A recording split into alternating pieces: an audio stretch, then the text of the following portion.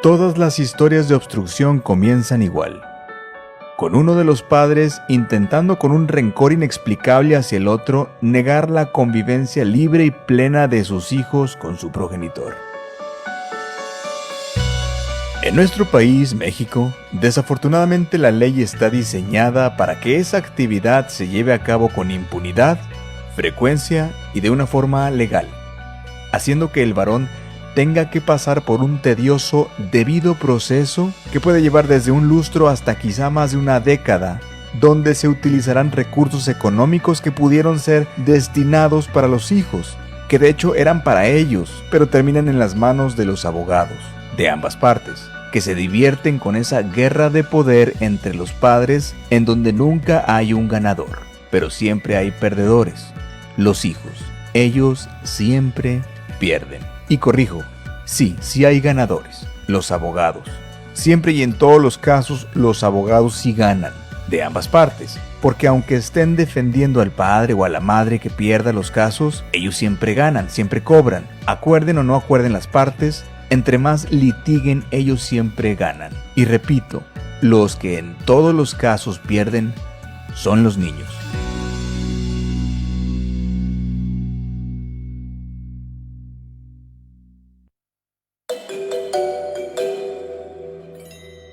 Ningún menor de edad se ve beneficiado de ninguna manera ni de ninguna forma cuando uno de los padres genera obstrucción en sus hijos. Acorde a los datos y estadísticas de los centros de convivencia de cada estado del país, en promedio el 85% de estas obstrucciones son generadas de parte de la mujer hacia su expareja varón. Del resto, el 5% son mujeres madres, también obstruidas de ver a sus hijos por el padre, y el 10% restante son familias que acuden a servicios de revinculación y terapias. En el caso de las obstrucciones para que los menores convivan libremente con su padre, acorde a la misma fuente, más del 98% resultan en denuncias basadas en hechos falsos. Los centros de convivencia familiares realizan labores de terapias psicológicas, psiquiátricas y sistémicas, y en conjunto con el Poder Judicial de cada estado, estiman que después de dedicarle de 2 a 5 años de investigación en cada caso, se llega a la conclusión de que menos del 2% de las obstrucciones son basadas en hechos reales. Y al resto de padres obstruidos, a ese 98% que fueron privados de una libre convivencia con sus hijos, no se les puede reponer ese tiempo perdido de ninguna manera. Y a la fecha, a la persona que levantó esos hechos falsos no se le castiga ni afronta consecuencias.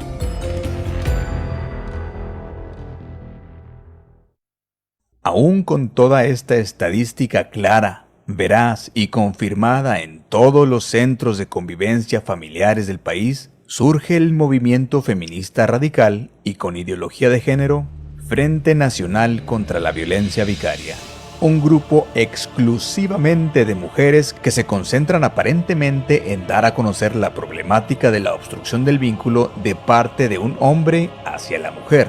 Hasta este punto es correcto, ya que cualquier tipo de obstrucción es importante denunciarla, pero alteran las cifras de una manera descarada, haciendo ver a la sociedad de que la mujer sufre más obstrucción que el varón.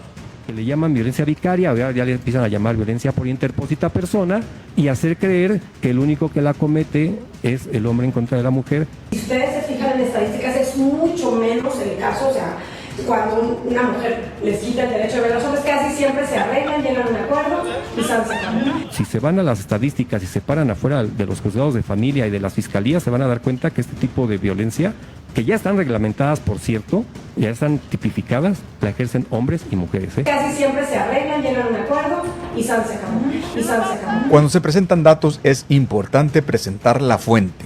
En el caso del Frente Nacional contra la Violencia Vicaria y todos los movimientos feministas, en muy pocas ocasiones lo hacen, por estrategia, ya que una de las pocas fuentes totalmente no confiables que tienen es la empresa Altermind, quienes se dedican a diseñar los datos a conveniencia con muestreos poco confiables, sesgados y sin ninguna metodología de investigación estadística debida.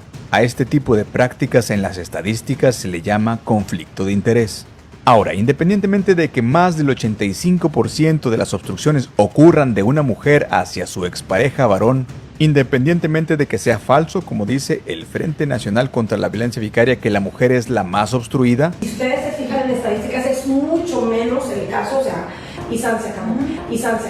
Esto no deja de ser un tema importante porque en el 100% de los casos son menores los que son obstruidos de convivir libremente con uno de sus padres. Es el 100% de ellos que están siendo violados y pisoteados sus derechos de poder estar con papá o mamá, pues se encuentran en una guerra de poder.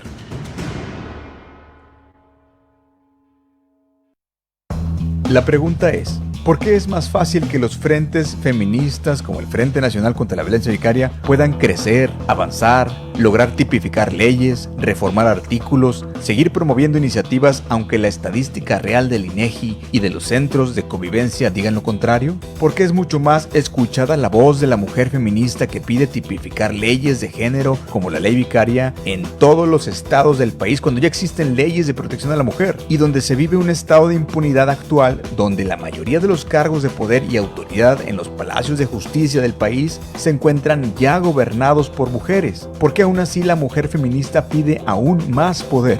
¿Por qué al día de hoy llega más lejos la mujer feminista que la mujer profamilia? Por una simple razón, por agenda política y conveniencia electoral.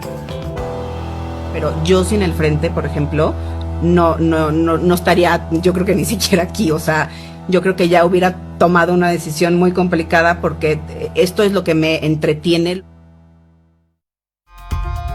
En nuestro país a los políticos les interesa y les conviene mucho más el apoyo de un lobby feminista con ideología de género, con respaldo global de otros países previamente ya muy feministas como España y Argentina, a la población de menores de edad, niños, niñas y adolescentes obstruidos por una razón muy sencilla.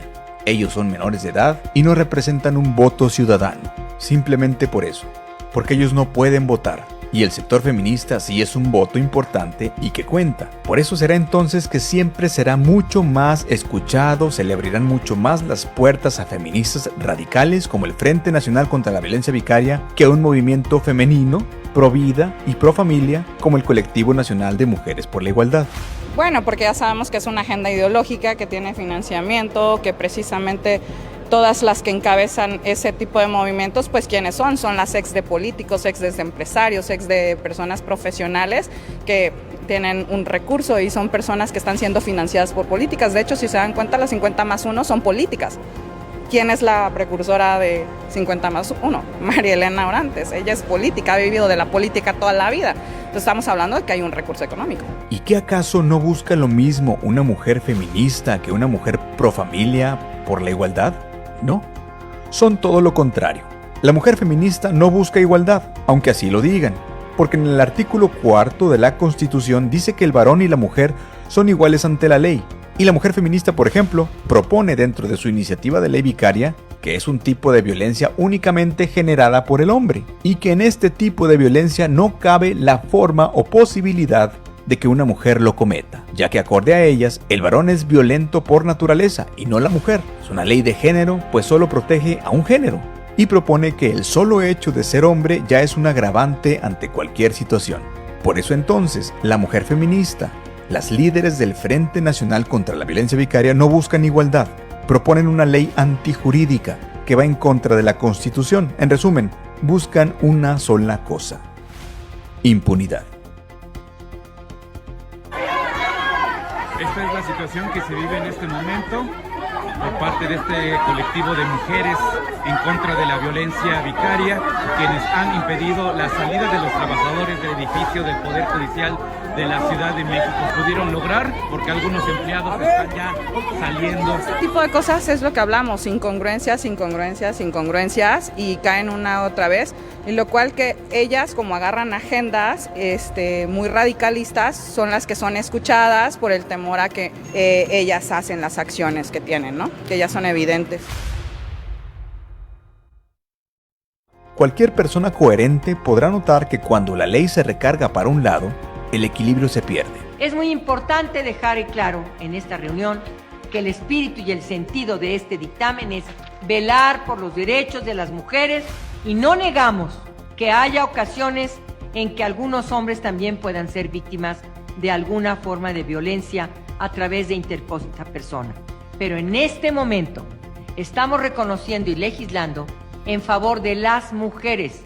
También reconozco que algunos hombres pueden ser objeto de la violación de sus derechos por las mujeres. Esto es también a lo que puede ocurrir, aunque de manera muy minoritaria. Yo creo que los hombres debemos de pagar una penitencia por lo que históricamente hemos hecho como género, y por lo tanto estoy de acuerdo que se excluya de los beneficios de este dictamen a los hombres. Creo que hay un falso debate. Se plantea el tema como si hubiera que tomar una decisión, si estás a favor de la mujer o a favor del hombre. Yo, con todo respeto, pero estoy a favor de los seres humanos. O sea, sí estoy a favor de la mujer, claro, por supuesto, pero también quiero evitar que le hagan daño a los niños o a las niñas o a los adolescentes. Las personas legisladoras se preocupan mucho por hacer leyes. Estuvimos en el estado de Jalisco platicando con personas diputadas sobre este tema y cuando les expusimos nuestros puntos de vista, nos decían, ¿de qué nos hablan? ¿Eso es violencia vicaria? No, pues es que reconocemos que también esos actos de violencia también los pueden cometer la mujer, pero no sabíamos, pero ya firmé la propuesta de reforma. O sea, están firmando sin saber, sin conocer, sin tener conocimiento de lo que están haciendo. Entonces, están trabajando sobre algo que ni siquiera conocen. Sí, definitivamente hay que acercar la información verídica a los legisladores, a los jueces, a los magistrados, a los ministros, porque pues esta información fraudulenta los orilla a tomar decisiones equivocadas, a legislar de una forma donde se afectan sectores muy amplios de la infancia. De hecho, por eso tiene una ley general específica, que no existe del hombre, ¿verdad? Hay una ley general específicamente para atacar la violencia de la mujer. Nada más que el dictamen también incluye otras dos leyes que no son de mujeres, que son de mexicanos, o sea, de personas, de todos, que es el Código Civil y el Código Penal. Y en esas otras dos leyes, exclusivamente ahí, se planteó que si se pusiera el caso de protección para evitar la violencia que haga cualquier persona en México. ¿Por qué decimos que se está vulgarizando el tema de perspectiva de género? Porque esto no se trata de una lucha entre hombres y mujeres, no. Se trata de una lucha por la defensa de los derechos de los niños y adolescentes. Pero me parece irracional estar en contra de que se proteja a los niños. Y la respuesta ha sido no, porque aquí solo es para la mujer. Está bien, pues, disculpen, pensé que estábamos debatiendo el Código Civil y el Código Penal. Y que se tenga que sancionar a quien viole sus derechos de la niñez, sea hombre o sea mujer, sea papá o sea mamá. Porque la Ley General de Mujeres está a salvo, viene el caso específico para la mujer, qué bueno que así sea, pero si vas a poner en el Código Civil una definición ligada a violencia intrafamiliar, discúlpenme, pero violencia intrafamiliar hay para todos. Lo que estás protegiendo es la familia, no un género. O sea, dice persona y parece que agrede, pues que diga persona. No entiendo yo por qué. Entiendo el mensaje político, no tengo problema si lo quieren separar y demás, pero me parece correcto que a los niños se les proteja en cualquier caso. Más se excluyó a niños y niñas de ese tipo de violencia que se ejerce contra ellas y ellos. El tema es quién usa al niño o a la niña. Así es. Cuando al niño lo use una mujer, no está protegido. Ese es el tema. Es lo único que queríamos decir. Oigan, pues esto puede ser de ida y de vuelta en el caso del Código Civil y el Código Penal. Pero también debemos mencionar que no se trata la violencia de un solo género. Y violencia es violencia sin importar quién la comete. Cada día más la mujer es la que ejerce la violencia. Y estamos hablando, no estoy defendiendo a los hombres, estoy defendiendo a niños, niñas, adolescentes. En lo civil, en el Código Civil o en lo penal, tendríamos que modificar a personas y no exclusivamente a mujeres, porque entonces estaríamos retrasando. Pero aquí el centro de la atención, discúlpenme, pero es el interés superior del niño. Ese es el bien que tenemos que tutelar. pero yo no podría aceptar que nada más se protegiera a la mujer. Si estamos en una comisión de igualdad de género, se trata de igualarlo y no se trata de que al darle más recursos a las mujeres, con eso se iguala. Yo creo que tenemos que actuar de manera adecuada. El interés superior de la niñez debe ser considerado de manera primordial en la toma de decisiones sobre una cuestión debatida que involucre a niños, niñas y adolescentes. Entonces, en ese sentido, yo creo que las leyes deberían ser igualitarias y, lógicamente, proteger y garantizar que los niños, sobre todo los hijos, no sean utilizados como herramientas, como armas para hacerle daño a nadie. Las feministas proponen leyes que solo benefician a las feministas, no a las mujeres en general, ya que cuando una ley de género tipificada afecta a un hombre, le afecta indirectamente a todas las mujeres relacionadas en ese caso.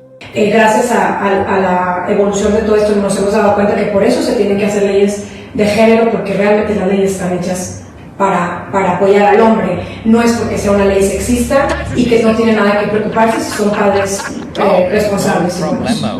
Violencia vicaria, pues bueno, es un concepto muy complejo, ¿no? Es ejercida en contra de las madres, exclusivamente perpetrada por el padre o pareja. Pues en todos los documentos señala que debe decretarse la pérdida de la patria potestad y la suspensión permanente de las visitas. Y que no tiene nada que preocuparse si son padres responsables. Esas son las características de las leyes que se están aprobando, legislando en nuestro país. Por ejemplo, cuando se obstruye al varón a ver a sus hijos, porque la madre obstructora así lo desea, no solo se afecta al vínculo paterno-filial, ese menor de edad tampoco puede ver a toda su familia paterna, donde está su abuela, su tía, su prima, su madrina y todas las mujeres contenidas en el círculo paterno. Por lo que una ley de género sesgada viene a afectar a muchas mujeres indirectamente. Porque no pueden convivir nuevamente con el abuelo o con la abuela, con quien están acostumbrados a convivir en el día a día, porque luego muchas veces papá y mamá trabajamos y encargamos el cuidado al abuelo o a la abuela, al tío, a la tía, a las primas, primos, y muy interesante, ¿verdad? O sea, mientras la relación entre papá y mamá era armoniosa y vivían juntos, dejábamos el encargo del cuidado a la familia. ¿Y qué sucede? Que cuando ya estamos en el conflicto de pareja, en el divorcio o en la separación, cuando ya estamos en el juzgado de familia o en fiscalías incluso, ahora ya no los puedes ver y te impido la relación. ¿Quiénes son las líderes del Frente Nacional contra la Violencia Vicaria? En el documental de Por el hecho de ser hombre, cuyo link dejamos en la descripción, se menciona el caso de una de las cofundadoras. En este video hablaremos de la otra fundadora, una feminista que está a la cabeza de este frente no por su propia iniciativa, no por su propio conocimiento y no con sus propios recursos. El Frente Nacional contra la Violencia Vicaria es un movimiento formado con una estructura e influencia extranjera. No es algo que nosotros creamos o inventamos, simplemente al empezar a informarnos nos dimos cuenta que en otros países, como en España, más que nada las que se enteraron de esto fueron las fundadoras del Frente Nacional, Jennifer Steinfeld y... Bautizado con un término inventado y adoctrinado de ideología de género desde su raíz. Se pone en contacto con Sonia Vaccaro, que es la que lanzó esta iniciativa de leyes. El resto de mujeres que pueden o no militar de manera constante, presencial o virtual a través del país son madres obstruidas de ver a sus hijos y son adoctrinadas a manera de culto y se les hace creer que ese movimiento les ayudará a recuperar a sus hijos, cuando los fines son totalmente alejados de los valores familiares y son solo de promoción feminista de género. Ellas tienen sus propios términos. Al padre obstructor le llaman el agresor. El concepto de violencia vicaria reciente publicó un libro con una gran cantidad de errores y fraude científico negando la alienación parental. Y ellas se autoproclaman víctimas, no sus hijos, sino ellas. Dicen que sus hijos son solo instrumentos, cosas, los cosifican. Son solo el camino para llegar a ellas, pues en la tipificación ellas son las únicas víctimas de esa violencia que narran. La líder entonces del Frente Nacional contra la Violencia Vicaria es solo una marioneta de Sonia Vaccaro, quien se inventó este término ella sola, no de forma científica ni académica, sino por medio de su propio blog de internet. cual adolescente que inventa nuevos términos para hablar con sus amigos. El término de violencia vicaria se acuñó en el Pacto de Estado contra la Violencia de Género en España por Sonia Bacarro. Se acuñó el término en una entrevista en el 2012. Un término no se puede acuñar durante una entrevista. Hay un blog del 2016, un blog no es una referencia científica. Hay un borrador de una ponencia de un congreso académico en el 2018 y es de la misma autora. Un borrador de una ponencia en un congreso no es un documento revisado por pares. La autora que acuña el término de violencia vicaria, acuña entre comillas, publicó en el 2009 este libro donde niega la existencia de la alienación parental. Es por eso que el Frente Nacional contra la Violencia Vicaria lleva ese nombre que se impuso por Sonia Bacarro. No se podría haber llamado de otra forma, tenía que ser llamado así. Un frente feminista jamás pondría en el título de su movimiento a la familia, a los hijos, al amor, no. Como todo grupo feminista habla solo de la mujer, centro del interés. Jamás de la familia, jamás de los hijos, como si lo hacen los verdaderos grupos naturales familiares que no cuentan con un financiamiento extranjero.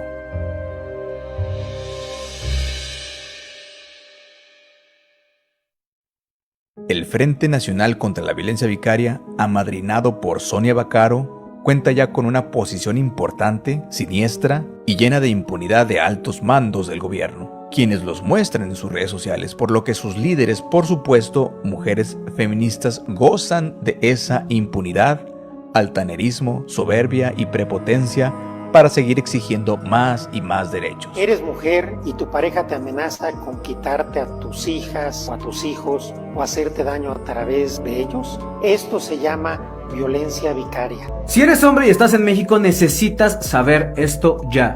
Y es que, señores, yo ya les había advertido del tema de la ley vicaria, pero el problema es muchísimo más grave de lo que todos creíamos.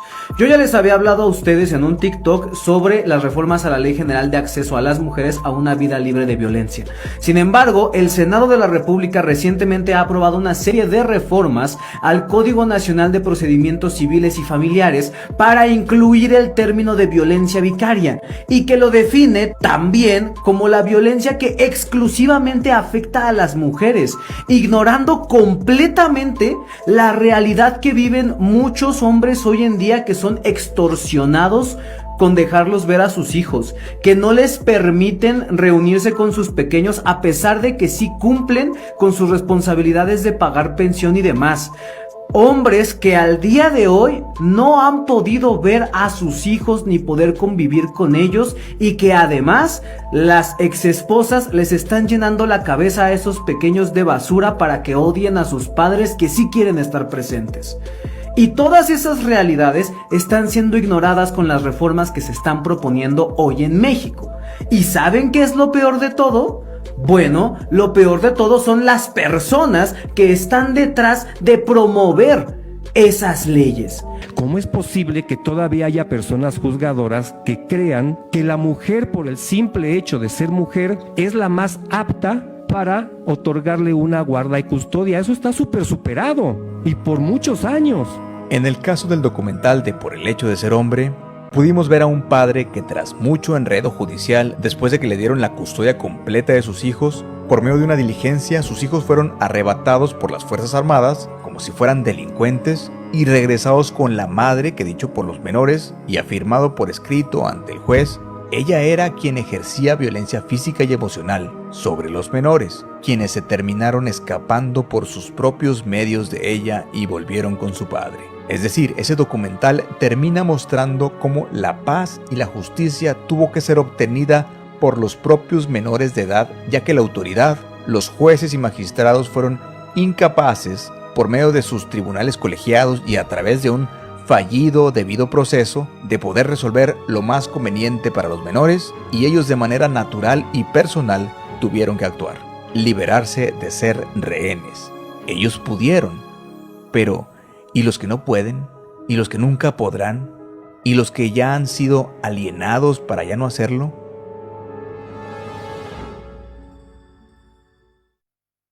Por otro lado, este es un caso idéntico al de la otra líder de este frente feminista, También 2 menores de edad fueron arrebatados del padre, que ya tenía una custodia completa, y fueron arrebatados de una manera violenta, ilegal y poco convencional. Buenas noches, soy Alejandro Romo. Quisiera pedir su apoyo. El día domingo 26 de marzo llevé a mis hijos al Secofam Ecatepec a su convivencia familiar. El padre varón custodio llevó a sus hijos al centro de convivencia familiar y en el baño fue afrontado de manera violenta por los trabajadores para obligarlo a firmar documentos para ceder la custodia, al estilo de una película de mafia donde se busca obtener algo de manera violenta. Un comando en el interior del Secofam me estaba esperando. Me atacaron, me golpearon, me quitaron a mis hijos de la parte interna del Secofam. Esto mientras sus hijos son sustraídos por otros trabajadores del centro por la parte de atrás de manera clandestina. La directora del centro nunca dio la cara, la señora Olga Lidia Sanabria Telles, la responsable de haber autorizado que se pudiera hacer ese operativo en el interior. La directora de ese centro no quiso dar la cara. Desde entonces él ya no ha podido ver a sus hijos ni siquiera por la vía judicializada. Para entender mejor este testimonio necesitan el siguiente contexto. Alejandro Romo es el ex esposo de Jennifer S. Jennifer S. es la principal promotora de la ley vicaria en México. Ella está hasta delante de una de las organizaciones más grandes que promueven esa ley, el Frente Nacional contra la Violencia Vicaria, y por lo tanto es una de las principales responsables de que a día de hoy la redacción de la violencia vicaria no contemple a los hombres como posibles víctimas. Yo desde hace 2 años tuve, por mandato del juez 12º de Atizapán, me dieron la guardia de mis hijos y llevaban 2 años viviendo conmigo. En muchas ocasiones nos dijeron que era un lugar neutral, que era un lugar muy seguro, que los niños iban a estar muy bien, que yo le diera la confianza a los niños para que ahí estuvieran tranquilos, para que estuvieran seguros de poder hablar y poder entablar una comunicación con su mamá. Entonces realmente nunca te vas a imaginar que dentro de un Secofam pues vaya a suceder este tipo de cosas, ¿no? Y esto, dado el testimonio de Alejandro Romo, es especialmente grave, porque entonces están haciendo leyes a modo para criminalizar a los hombres, mientras ellas pueden actuar de manera impune, haciendo cosas como las que estamos escuchando en el testimonio de Alejandro Romo. Y no solamente eso, no solamente se queda en lo que dice Alejandro Romo, también hay testimonios de su hija narrando el tipo de violencias que viven con ella. La hija mayor, antes de ser secuestrada por su propia madre, grabó una serie de videos donde hablaba de los maltratos que vivía con la madre. Exactamente igual que el caso de los hijos de la otra líder de este grupo, quienes hablaron en repetidas veces con un juez y en medios de comunicación acerca del maltrato de estas líderes del Frente Nacional contra la Violencia Vicaria. Soy hija de Jennifer Seifert y Alejandro Romo. Tú sabes que no estamos desaparecidos. Tú sabes que vivimos con mi papá desde hace 10 meses porque 3 jueces lo dijeron. Y que estamos en un juicio contra el maltrato que tú y tu novio nos hicieron a mí y a mi hermano. Incluso la semana pasada vino una señorita a tomarnos unas fotos con las alertas para comprobar que no estábamos desaparecidos. ¿Por qué sigues publicando que estamos desaparecidos? Ya me arrebataste a mí, mi niñez. ¿Para qué se la quieres quitar a Mateo también? ¿Te acuerdas un día que estábamos en la casa, tu novio, sus hijos, mi hermano, yo y tú? Y le baja los pantalones así de la nada y se empiezan a burlar de él. Y Mateo estaba llore y llore y tú solo veías y te reías. ¿Te acuerdas hace un par de años que me bajaste en una gasolinera como castigo? Porque los hijos de tu novio se estaban peleando. Yo estaba aterrorizada. ¿Te acuerdas de todos los insultos que me decías? Que deseas que yo no hubiera nacido, que todo es mi culpa, que es mi culpa que te enojes. Ya no quería estar contigo. Y como no me dejabas ir con mi papá, pues dije, pues ¿para qué estoy aquí? Y me intenté quitar la vida. Yo le conté todo a mi amiga, porque le quería decir que por favor me ayudara, porque ya no quería estar contigo. Le conté lo del vaso, le conté lo que me golpeabas, le conté todo lo que me hiciste. Y cuando yo llegué de casa de mi papá, me regañaste. Y me dijiste que si vuelvo a decir algo de lo que tú me hiciste, me iba a ir mal. Tú sabes que estoy diciendo la verdad. Que todo lo que le dije a mi amiga era verdad. ¿Por qué mientes? Tú sabes que estoy diciendo la verdad. Tú sabes que Mateo está diciendo la verdad. Tú sabes que mi papá está diciendo la verdad. ¿Te acuerdas una vez que te dije que me quería ir a vivir con mi papá? Y te dije que me iba a escapar de la casa. Y me escapé de la casa. Pero antes de que me saliera, me dijiste, cámbiate la ropa. Solo puedes usar lo que tu papá te compró. Solo te puedes llevar cosas que tu papá te compró. Y eso hice. Agarré una mochila, metí las cosas que me compró mi papá y me fui. Me salí de la casa. Y yo solo quería vivir con mi papá, porque él me trata bien, él me quiere. Conozco estos videos, estos y otros adicionales, fueron los que se revisaron en el proceso familiar y que forman parte de toda la evaluación que se hizo hacia mis hijos, en donde se determinó en varias ocasiones que estaban sufriendo una manipulación mental terrible. Por nuestra parte, distintos movimientos por los derechos de los menores publicamos estos videos en nuestras redes sociales, al igual que al padre a quien le fueron arrebatados sus hijos. Las líderes del Frente Nacional contra la Violencia Vicaria, con sus militantes, se dedicaron a denunciar cada uno de esos videos hasta que lograron que fueran tumbados, removidos de cada plataforma, lo cual seguramente lo intentarán hacer también con este video. Ya solicité al juzgado familiar que bajen los videos a petición de mi hija, ya que son videos que hizo como práctica antes de declarar el juicio penal y que posteriormente tenían la intención de subirlos a TikTok. En ambos casos, entonces tenemos a menores con mucho tiempo de antelación hablando abiertamente de las madres que les están causando un daño y la autoridad no actúa. No hay procuración de la justicia.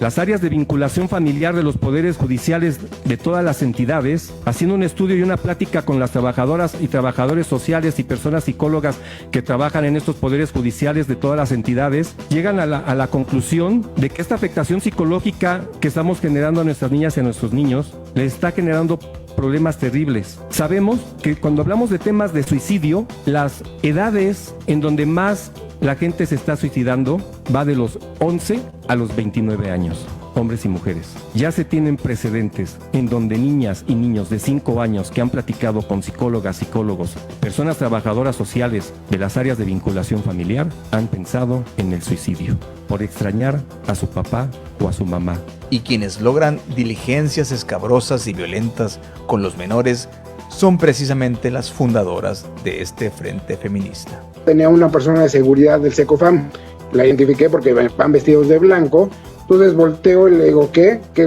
desea, no? Y uno de ellos me dice, firma. Y yo le dije, ¿qué te voy a firmar? Yo no te voy a firmar absolutamente nada. Aparte eran unos papeles en blanco, ni siquiera eran unos papeles que tuviera algo que dijera Poder Judicial o que dijera algo, ¿no? O sea, eran papeles en blanco que dije, no, pues yo no te voy a firmar nada. Y en ese momento me dice, pues te vamos a golpear. Pues golpéame porque no te voy a firmar lo absoluto, ¿no? En el momento que dije eso, salieron personas de los lados, de donde estaban los cubículos, y pues empieza la trifulca, y empezamos una golpeada. Pues me defendí como pude, pateé, golpeé y demás, y lo que se me ocurrió era salir del sanitario para que las cámaras del mismo centro me vieran, ¿no? Que no me quedara en la parte de adentro. Al momento de salir ya había 10 personas alrededor de mí, vestidas de negro, con unos chícharos en los oídos, ya esperando a que yo saliera. Entonces al momento que sale, pues empieza la golpiza, continúa. Llega un punto en que ya eran demasiados encima de mí, me inmovilizan, me retienen en el interior, hasta que alguien me levanta de una pierna y me empiezan a mover con una pierna levantada y me sacan hasta afuera del centro de convivencia, ¿no? Entonces, en el momento que cierran, ponen barricadas para que no podían entrar ni salir nadie. En ese momento a mi pareja le hablan por teléfono, le habla a mi hija, y le dice que la estaban arrastrando y golpeando a su hermana y a él por una puerta trasera, que los estaban sacando por una puerta trasera. Nosotros nos empezamos a movilizar, empezamos a cubrir entre ella y yo las puertas para ver que no saliera nadie, yo pidiendo explicaciones de qué es lo que estaba pasando, pidiendo que saliera la directora del Secofam, y nadie en ningún momento salió ni tampoco dijo en lo absoluto, ¿no? O sea, nadie me dio una explicación. Los elementos de seguridad solamente hicieron una barricada en la puerta. Nadie se volteaba a ver, cuando los grababa yo se volteaban para que no fueran grabados, y esa fue como sucedió las cosas, hermano. Nosotros lo seguiremos compartiendo en diferentes plataformas y haciendo llegar esta información importante por diversos medios, enlaces internos y cualquier otro método de alcance para que la voz de los menores sea escuchada y nunca callada. Yo hoy elijo ser la voz de esos niños que están sufriendo el no poder ser felices al lado de mamá, al lado de papá. algo que tienen nuestras leyes, y no van a dejar mentir, es que solo sancionan, ¿no? Solo se dedican a sancionar. Y cualquier cosa hay cárcel, y multa, y esto y el otro. Pero muy rara ley habla de tratar, de reparar, de reconstruir.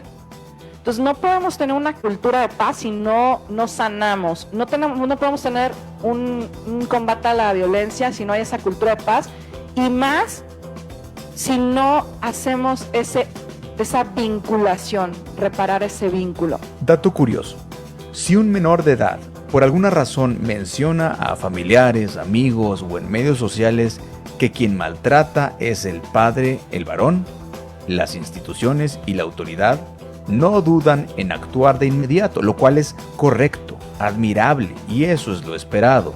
La gente que opina está feliz de que el varón violentador sea castigado y apartado. Pero cuando un menor de edad se atreve a mencionar que quien maltrata es la madre, la mujer, las instituciones callan, la autoridad se hace de la vista gorda y la madre acusada revierte la acusación y manifiesta descaradamente que está siendo víctima de una campaña de desprestigio y que los menores han sido manipulados por su padre para decir eso. Comparto este pronunciamiento acerca de la campaña de difamación en mi contra. Enfrenté una denuncia falsa en mi contra por supuesta violencia en contra de mis hijos. La enfrenté como debe de ser, con honradez y con verdad de mi lado desde el día número 1. ¿Por qué el papá de mis hijos levantó esta denuncia en mi contra? Porque lo denuncié por incumplimiento de pensión alimenticia. Esta es una venganza perfectamente maquinada y planeada durante muchos años antes de la sustracción de mis hijos. Y habla también del grave aleccionamiento del cual estaban siendo víctimas. Reitero, el grave aleccionamiento que sufrieron mis hijos. Otra cosa terrible es que él hace que los niños vayan a testificar en mi contra, lo que intentan hacer, darles vuelta en la cabeza con todo lo que puedan traer encima del tema, la mentira que sea, ¿no? Es decir, en dos escenarios completamente iguales, siempre se le cree sin lugar a dudas a la mujer, y del varón se duda, se juzga y últimamente se le ignora. Aunque, como en este caso, quien esté denunciando sea una mujer, una niña, una menor de edad, pero como a quien denuncia es a otra mujer, su voz es silenciada. Dicen, pues, para que pueda verlos, a las niñas o a sus propios hijos, que dé más dinero de lo que incluso pueda dar. Y si no da ese dinero de más que la ley le otorga, oculta, prohíbe, obstruye la relación de sus propios hijos e hijas con el progenitor no custodio y con la familia ampliada. Dice que no puedo ver a mis hijos por darle tortillas frías y por supuestamente quererlos vender por 500,000 pesos.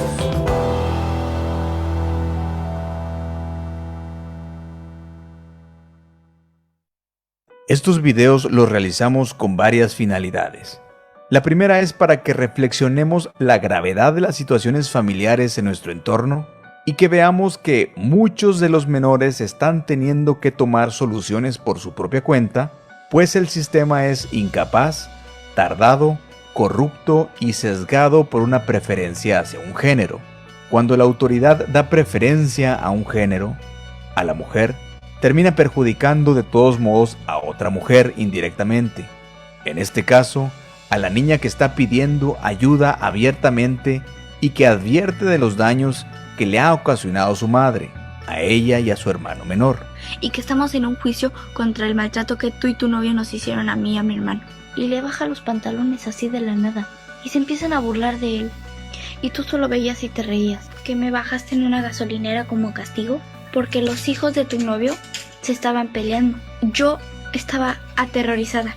Que deseas que yo no hubiera nacido, que todo es mi culpa, que es mi culpa que te enojes. Yo le conté todo a mi amiga, le conté lo del vaso, le conté lo que me golpeabas, le conté todo lo que me hiciste y me intenté quitar la vida. Tú sabes que estoy diciendo la verdad. La ineptitud de las autoridades por siempre apegarse a un debido proceso sumamente lento están orillando a las únicas víctimas, que son los menores, a tener que huir de sus captores para ya no ser rehenes, poniendo su vida, su integridad en riesgo por culpa de unos procuradores de justicia que lo que menos hacen es procurar y que solo ponen atención cuando en las situaciones ya hay un percance, cuando alguien muere o sale herido. Los menores que tienen que huir ir a cierta edad a los brazos de sus padres varones ya se está convirtiendo en el común denominador entre los casos donde las líderes del Frente Nacional contra la Violencia Vicaria ya han usado toda influencia, maniobra legal y política en contra de los varones, y son sus propios hijos quienes han tenido que corregir esa situación de manera personal y definitiva. Obviamente que después de ver el documental de Por el hecho de ser hombre y de que ahora la líder del Frente Nacional contra la Violencia Vicaria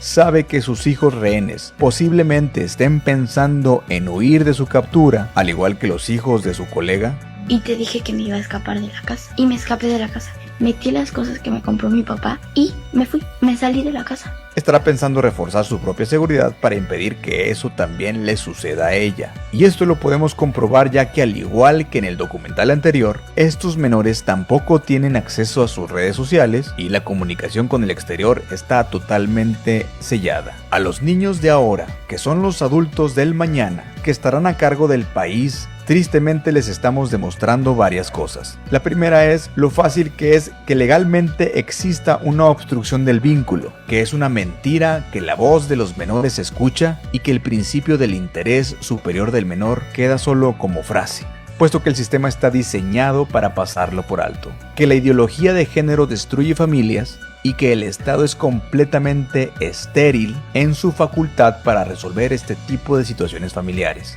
y que se espera a que los menores puedan contar con los recursos y los medios para poder escapar, poniendo en riesgo la vida, pero que es el único método que tienen, ya que la autoridad les ha fallado en escucharlos y ponerlos como prioridad, ya que pesa más una diligencia orquestada por los altos mandos que coincidan políticamente con la ideología feminista para obtener esos votos de ese lobby que el deseo de los menores. En nuestro país, al menos hoy en día, la autoridad no hace nada por los niños, niñas y adolescentes. Y no es solo porque son menores, tristemente solo porque ellos no votan.